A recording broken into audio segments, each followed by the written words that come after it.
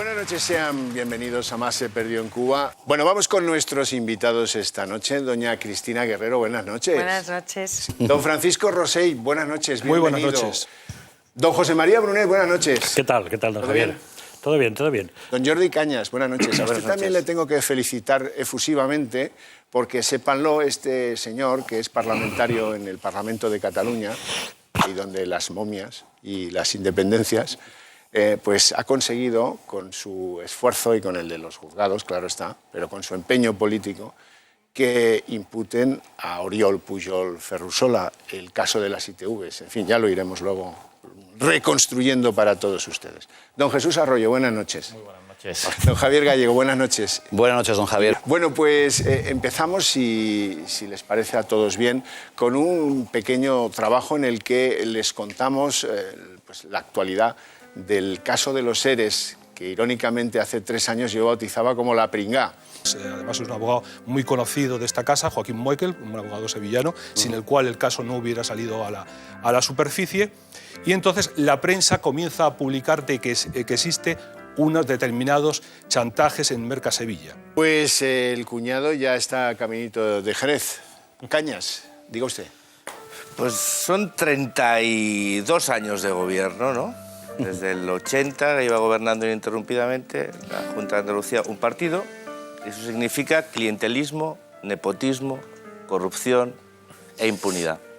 Y es el ejemplo más claro. Es decir, cuando un partido convierte una administración en un coto privado de caza y genera y construye una arquitectura que permite eludir los controles y la fiscalización del dinero público, que es lo que ha hecho. O sea, esto que se haga la Junta diciendo, no, esto es un tema de unos responsables. No, no, no. Esto se diseña. Eso se diseña de una forma para que no quede rastro. Y al final a veces cae por la pieza más débil.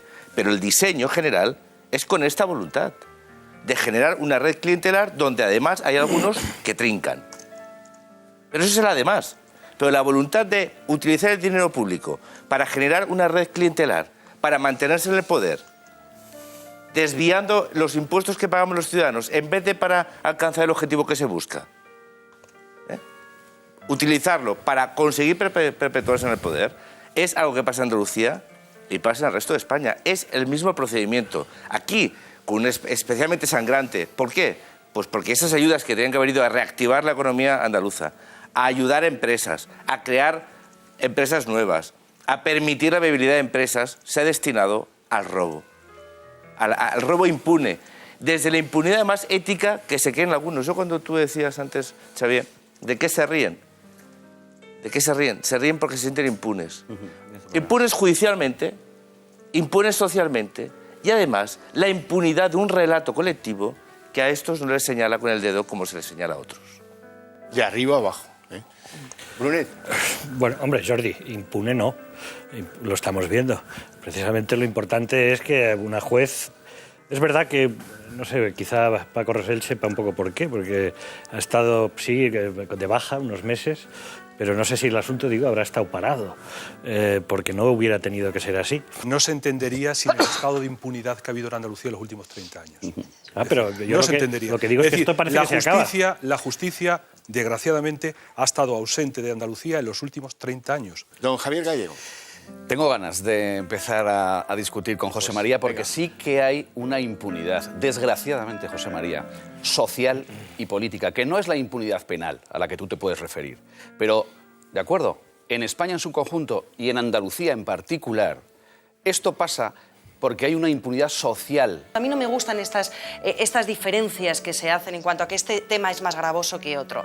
En tercer lugar, el caso es gravísimo. Eso depende de quién esté robando a quién. Si No, quien roba el dinero de los trabajadores desempleados es uno que se llama de izquierdas, eso tiene una consideración moral distinta de si no lo es.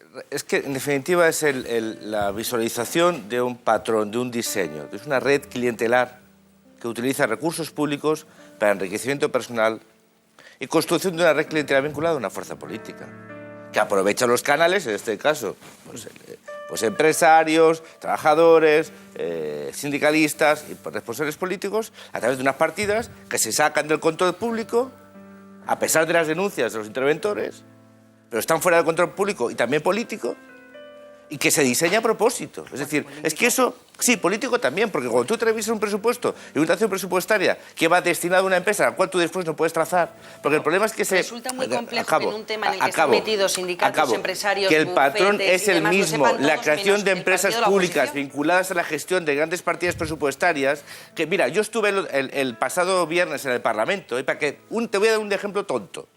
Le pregunté a los directores de la televisión y la radio pública de Cataluña, ¿cuánto cobran? Es sencillo, ¿no? Pues no me lo dijeron. No es público. Si no es público eso, ni cómo se contrata, ni cómo se contrata productoras. Estoy hablando de una cosa que es diferente. Pero que en el fondo es el mismo patrón. Tú que es una empresa pública que gestiona unos recursos y llega un momento que eso es opaco y tú no puedes controlarlo. Y tú decías lo de sangrante. Mira, yo creo que hay categorías de la ética. Evidentemente, cualquiera que utilice recursos públicos para lucro personal o desvío está cometiendo un delito. Pero hay cosas que son especialmente sangrantes, sí. Porque ahí se estaba jugando con ERES, se estaba jugando con prejubilaciones de personas que probablemente lo necesitaban y de empresas que lo necesitaban. De poder ayudar al tejido productivo y no repartir de los 85 millones 50 empresas en tu pueblo y a un churrero y dar ayudas con un POSIT. Claro, es que es inmoral. Es inmoral porque además hay cuántas empresas han cerrado en Andalucía que potencialmente eran viables porque no han podido disponer de recursos que eran públicos para eso. Claro que sí. ¿Cuánta gente se ha ido a la calle? ¿Cuántos empresarios han rellenado sus formularios para recibir ayudas y no los han recibido porque unos mangantes se las trincaban? Eso tiene un efecto colateral que además que agrava la cosa. Y es inmoral que además lo haga gente que se llena la boca después defendiendo a los trabajadores. Es inmoral, doblemente inmoral. Publica Interview esta semana cómo funcionaba Corina en sus negocios. Resulta que cobraba el 3% de las gestiones que producía para terceros. Resulta que había operaciones secretas que realizaba el espionaje español para que ella pudiera disponer de unas tarjetas operativas, se entiende que de crédito, ¿verdad?, aportadas o soportadas, mejor dicho, por cuentas en Suiza, concretamente en dos bancos que son el Banco de Escocia de Zúrich y el Private Bank de Ginebra. Deben algo al resto de españoles porque son nuestros cargos públicos. Y por tanto tendrían que estar absolutamente controlados y siendo transparentes, cosa que hasta hoy no ha pasado. Aquí probablemente en alguna de sus facetas sí que haya intereses de Estado y eso sí que merecen ser protegidos. Si la Comisión de Secretos Oficiales del Congreso, vuelvo sobre la crítica a nuestras instituciones, funcionara como debe, yo creo que ahí es el ámbito en el que se puede ejercer una transparencia, entre comillas, limitada. Es decir, tener al Parlamento informado, pero al mismo tiempo que no sea vox populi todos los datos que se le puedan dar. Es decir, que se pueda, por así decir, tranquilizar a la sociedad por la vía de dar la información al Parlamento, pero en una comisión en la que se sepan aquilatar bien las cosas, porque no podemos exhibir, probablemente, todas las cosas que esta señora hizo en interés público. Luego lo privado lo dejo aparte. Aquí se mezclan varios temas y cuando se mezclan las cosas es difícil analizarlas una a una. Es decir, que tuvo un papel, por ejemplo, en la contratación del AVE, de la Meca, a Medina. Pues parece claro, ella y la tercera esposa de Khashoggi, que es un traficante de armas. Bueno, eso ha significado 7.000 millones de euros de contratación a empresas españolas. Pues, el rey tenía contactos y esta señora tenía un contrato muy importante que parece que va a cobrar un porcentaje cercano a 130 y pico millones de euros de comisión. Pero son 7.000 millones de euros de contratos a empresas españolas. Pues eso es lo que yo quería subrayar. Ese es un papel. El problema es que cuando ese papel, que seguramente no es ella, habrá muchas personas como ella, y no solo en España, sino en todo el mundo, y en los países de larga tradición, muchas más, porque si alguien se piensa que cuando alguien vende aviones a Brasil, es una plica y un concurso cerrado, y ahí no hay contactos. Eso se llama lobismo. A ver, es un mundo que esta señora hace lobismo. No. Yo lo que quiero decir es que este es un mundo que no conocemos, el mundo de este tipo de negocios, que se fundamenta en los contactos personales y una buena red. Y que esta señora parece que pertenece a esa red. Bien. Y otra cosa es lo otro, la entrañable amiga. Cuando mezclas la entrañable amiga... Cuando uno es por la mañana lobista y por la noche lobona, pues entonces se complica todo. Bueno, pues por eso quiero decir que son dos temas diferentes. Y yo ahí coincido con Brunet. A ver, sinceramente, yo no quiero vivir tampoco en un país naif. Pero es que en un país si se ahí, dedica decir, a la negocios transparencia, con momento. empresas españolas o negocios privados, perfecto. Pero estamos hablando de la institución más alta del Estado. Cuando nosotros hemos puesto en valor, y creo que la mayoría de los analistas, la capacidad del rey de intermediar en pro de empresas españolas, en pro de intereses españoles en todo el mundo... ¿Crees que necesita el rey con sus hermanos árabes que llegue una supuesta princesa a ayudarle? Yo te permito, Por favor. solo acabo. Yo no lo sé. Yo lo que sé es que el rey ha hecho ese papel y que no es únicamente el rey quien ejerce ese papel en un país. De verdad, yo creo que este país también tiene que empezar a madurar y saber que jugar en las grandes ligas en el mundo significa tener un centro de inteligencia potente y eficiente, que tiene que estar al servicio de los intereses económicos y empresariales españoles, que tiene que tener una buena red de contactos, que las figuras políticas de ese país tienen que ser embajadores e intermediadores positivos de la actividad económica del país, y que eso en ocasiones pues, genera y necesita de este tipo de complicidades. Y otra cosa es que se vincule la jefatura del Estado con otra cosa. Hay una nueva ley que se supone que va a endurecer la vida a la SGAE. Y los españoles contentos. La barra agradecida, como se dice en Argentina. Pero es que hemos caído en los otros excesos. Y yo creo que aquí lo que está patente son los excesos que se han cometido. Y voy a poner nada más que un ejemplo. ¿Por qué yo cuando me compro un CD virgen tengo que pagar una tasa por si lo uso para grabar cosas malas? Eso desaparece. Claro, eso es que de ahí venimos. Porque es que yo me temía que iba a comprar un cuchillo y me iban a poner una tasa por si asesinaba a alguien. Entonces, eso no tiene sentido. Entonces, se ha sobreprotegido a esos Pagar señores. por el folio en blanco. Y claro, entonces ahí hay que ir a otro tema. Es que yo creo que los tiempos han cambiado. Ya no puedes pretender cobrar como se cobraba antes. Entonces, por lo pronto, lo del IVA está clarísimo. A lo mejor no hay que proteger tanto el derecho intelectual como proteger el derecho de exhibirlo. Lo gratis significa que alguien se beneficia del esfuerzo de otro. No, yo no digo y eso que es lo que sea no se gratis. puede permitir. No se puede permitir. Estamos de Es acuerdo. decir, los derechos de autor, los derechos de propiedad, hay que respetarlo, porque es que si no, acabamos con ello.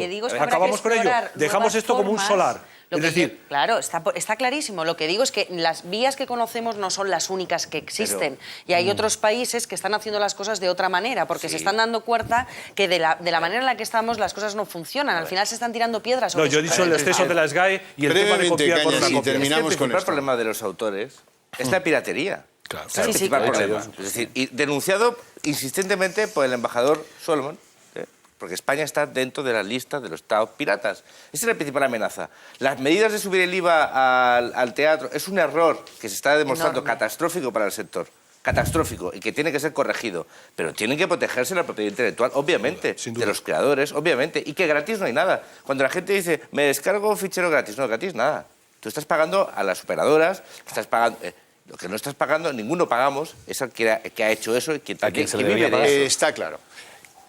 Cerramos aquí este asunto y abrimos otro muy interesante. El de la imputación de Oriol Pujol Ferrusola, secretario general de Convergencia Democrática de Cataluña. Me gustaría que le echara un vistazo a esta viñeta del Mundo fantástica en la que dice, entra la justicia a la puerta de casa de los Pujol y le dice Pujol a los hijos que huyen por las ventanas. Tranquilos, solo viene a por Oriol.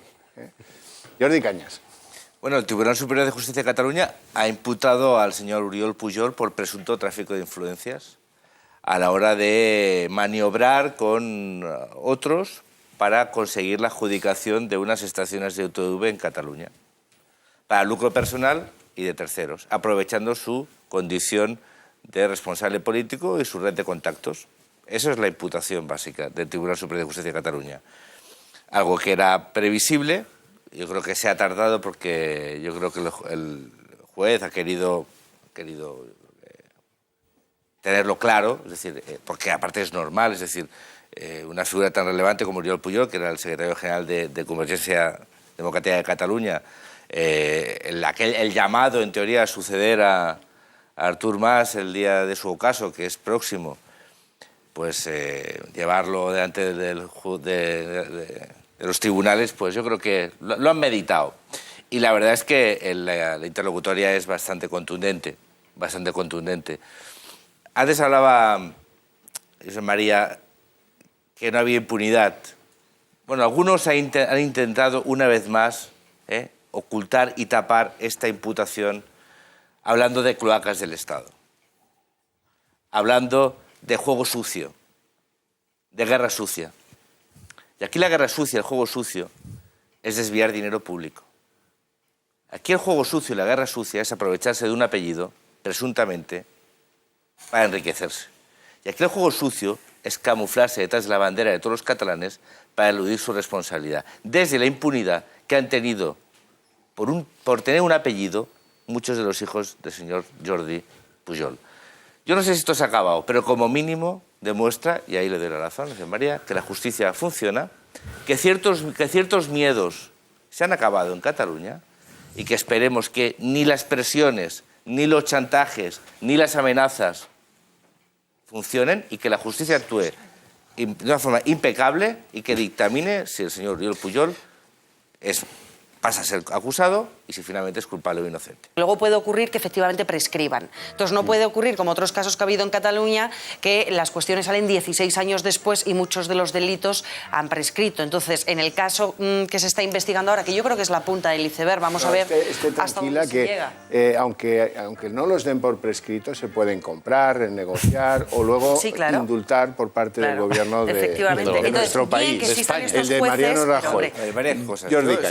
¿Sabes lo que pasa? Es que como yo vengo de Cataluña y allí el tema se ha minimizado ad nauseam, eso, Net dirá que no, pero aunque vivimos en el mismo sitio en realidades diferentes, porque se ha minimizado absolutamente. O sea, se ha puesto el acento donde tú dices, fíjate, ha delegado. Y no se ha puesto el acento en el que el fiscal anticorrupción dice que coordinó, dirigió y amparó una actividad delictiva, ¿vale? Para lucro personal. Eso lo dice el fiscal anticorrupción, no lo dice, no es opiniones de la gente en la calle. O sea, hay una instrucción y los indicios, mira, yo después, cuando tengamos cobertura, colgaré en internet, con el Twitter del programa, las conversaciones, las transcripciones de las conversaciones, a ver si sale Oriol Pujol hablando o no, o mandando SMS. ¿Y qué dicen esos SMS? Porque tú lo has leído, yo me las he leído enteras también, parece que también hemos leído cosas diferentes. ¿Y sabes lo que pasa? Que es que la mayoría ni las ha leído. Pero como yo sí. Yo creo, Jordi... No, déjame acabar. Entonces, a mí lamento muchísimo que a los ciudadanos se los tome el pelo de esta manera tan vergonzosa. Porque delegar no es dimitir. Claro. Delegar no es dimitir. Una trampa ni es dialéctica. dimitido de sus cargos orgánicos en el partido, porque no se atreve a irse, porque sabes que si se va no vuelve. Y es una manera de bloquear un conflicto interno que está viviendo Convergencia ahora muy potente en el seno de Convergencia. Y lo que hace de esta manera es mantener el cargo, aunque delegado, pero mantenerlo formalmente. Es decir, no abrir la sucesión, y por eso delega, y no dimite, y no renuncia al acta. Es decir, esta imputación no es una imputación cualquiera, es una imputación por un delito muy serio. Es de intentar amañar concesiones administrativas para lucro personal y de amigos.